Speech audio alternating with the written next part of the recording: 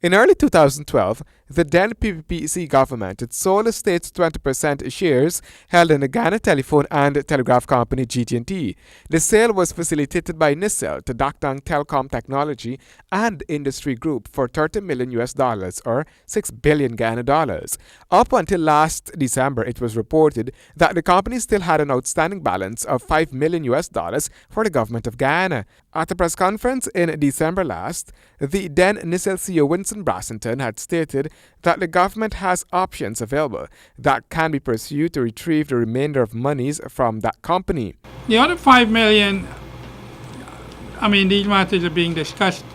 We have two options. I see it mentioned in the papers today: a legal option or a diplomatic option.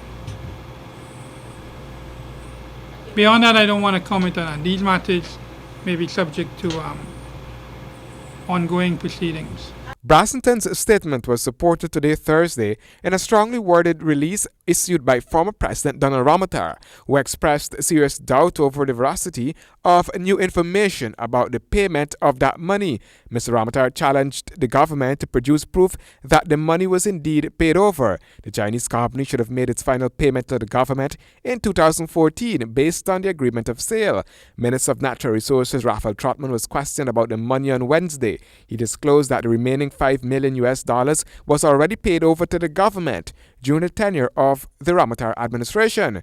This information was made available to the government when Minister of State Joseph Harmon journeyed to China earlier this month. What I can say is that Mr. Harmon has been able to retrieve some documents which tell a different story.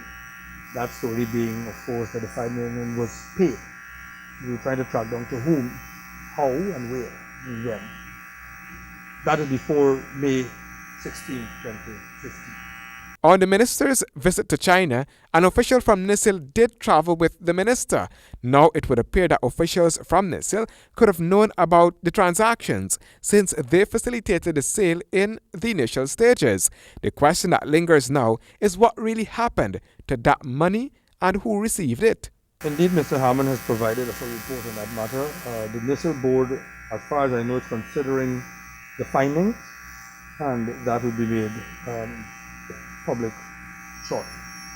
Former President Donald Ramotar says only NISL was authorized to collect that $5 million and he is confident that it was not paid over. Last year, Brassington had stated that the investor had collected $1 million in returns on the investment thus far.